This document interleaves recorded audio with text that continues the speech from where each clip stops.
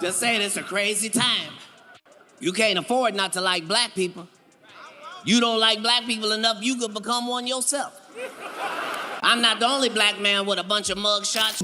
Right. It's them young ones that coming. That'll do what you want. Yeah. Ain't nobody gonna tell me I'm independent. I pay my bills. I pay the cost to be the boss. You the boss by yourself. ESPN confirming to NBC it's cutting ties with its NFL commentator Shannon Sharpe. The move coming after Sharpe, of course, the Hall of Fame tight end, settled a lawsuit accusing him of sexual assault and battery. Very grateful for that, but I just wished, of all things, like I said, hey, they did what they felt they needed to do, and I'm at peace with that. But I just wish, guys, this thing could have waited until Monday. Katt Williams just went all in on Shannon Sharpe after his ESPN firing, and he's not holding back. According to Katt, it's hard to feel sympathy for Shannon because, despite all the uncle-style wisdom he's been dishing out, he still fell for one of the oldest traps in the game. In case you missed it, ESPN officially cut ties with Shannon shortly after he settled a $50 million lawsuit with OnlyFans model Gabriela Zuniga. The wild part? This is exactly what Katt warned him about. Sitting face-to-face with Shannon on Club Shay Shay, Katt told him straight up that getting involved with white women could land him in serious trouble. I think white women are as great as any other women. But I'm not going to act like I'm not scared of them. I have a reason to be scared. You could be Kang the Conqueror, and they could take your rabbit ass down in 2 weekends. And then Monique echoed the warning, offering Shannon some straightforward and solid dating advice. But Shannon chose to ignore every warning sign and piece of advice, and now look where he's ended up, jobless, embarrassed, and scrambling to save face. Instead of playing it smart, he wound up paying a massive settlement to the model, got dragged to the headlines, and, to make matters worse, lost his ESPN gig. Let's be honest.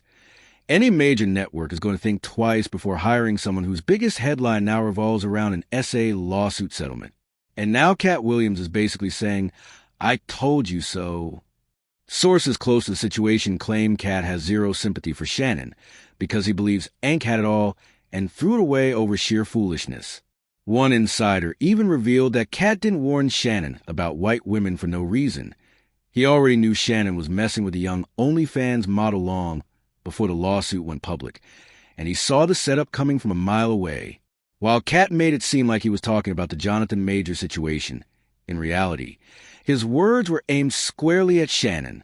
I'm grateful I'm not 56 and trying. Are you trying to say what you trying to say? I'm looking right at you. I know you looking at me. I ain't backing down. You better take your old ass and get somebody to love you. Damn. And once again, it just proves that while Katt might crack jokes, he's never lied about the game. But Shannon still refused to listen.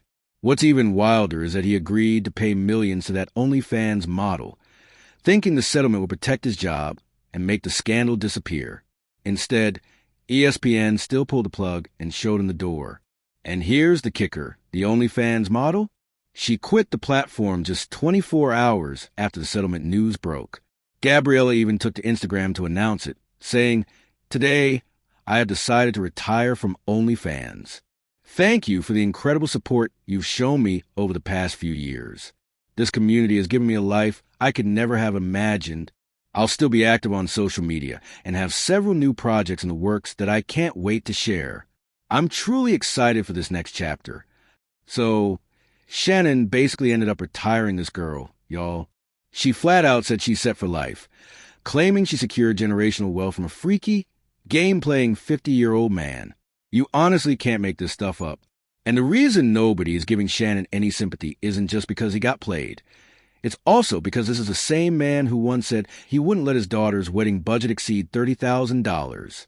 Fans wasted no time dragging him for those comments, especially after leaked texts revealed he admitted the OnlyFans model was charging him $25,000 for each session. One person on X wrote, "It needed to happen to expose how much of a hypocrite Shannon is. He lost the little respect he had from others. Now he's willing to give an ex-worker millions of dollars, but his own daughter only $30,000 for her wedding." And another user wrote, "Shannon Sharpe has done so many things wrong, but me learning about him being cheap on his daughter's wedding really made me side at the F out of that country bumpkin. You paid more for that young white girl who saw you as a lick. How dumb was that?" And as if that wasn't humiliating enough, just days after Shannon settled the lawsuit and agreed to pay millions to Gabriella, ESPN dropped the hammer and officially severed ties with him. What's worse, they didn't even release an official statement about it. When People magazine reached out for a comment, ESPN refused to say a word about Shannon. As for his response, he finally broke his silence on July 30th during the Nightcap podcast. While claiming he was at peace with ESPN's decision, he admitted that he had begged them to delay the announcement of his firing until after his older brother, Sterling Sharpe, was inducted into Pro Football Hall of Fame. Shannon said he even apologized to his brother, knowing that the lawsuit and his firing would overshadow Sterling's big moment. But ESPN and Disney showed no sympathy, completely ignoring his request. Before we get started, obviously, I'm sure everybody's heard the news by now that I will not be returning to ESPN. I found out this information a little earlier in the week, and really the only thing that I really ask is, like, guys, could we wait until Monday? My brother's going into the Pro Football Hall of Fame. I really want it to be about him, and I want it to be about my family. I know this coming out will overshadow everything that he's worked his entire life for. And unfortunately, it didn't happen that way. And so, as I told him, as I profusely apologized to him earlier today, he said, bro, stop apologizing. You don't have to apologize. I'm your big bro. I'm going to love you regardless. We all make mistakes. And he says, bro, I love you. So I'm done with this. You're done with it too. Move on. And I really enjoyed my time at ESPN. It gave me an opportunity to bring my audience that saw me really just grow. They saw me, Lakers in 5, and they saw me say all these analogies that my grandparents gave me, and I was able to bring that to ESPN. So I'm very, very grateful for that. But I just wished, of all things, like I said, hey, they did what they felt they needed to do, and I'm at peace with that. But I just wish, guys, this thing could have waited until Monday, because I hate the fact that I'm overshadowing my brother, the first two brothers in the Pro Football Hall of Fame.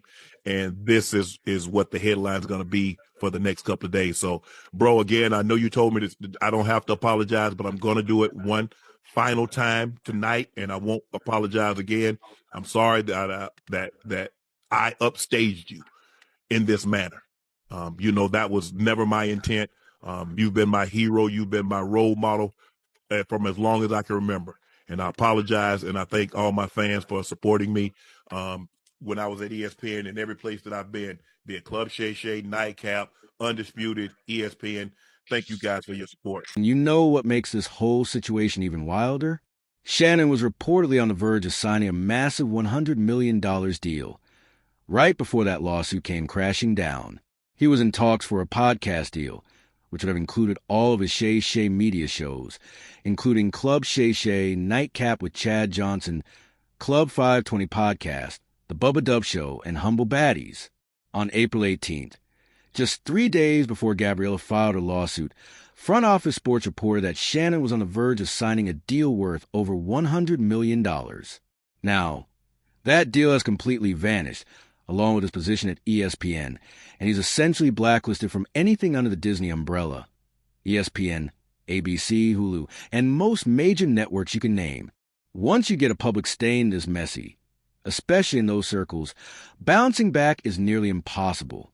All those projects that could have turned Shannon into a podcast mogul disappeared the moment he decided to get involved with a 19-year-old white girl. And this circles right back to what Katt Williams warned about.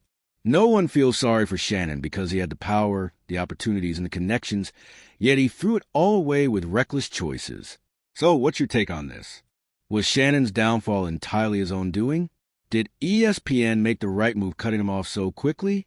And how do you feel about him paying millions to settle with that OnlyFans model while putting his own daughter on a strict budget? Drop your thoughts in the comments, and I'll see you in the next video.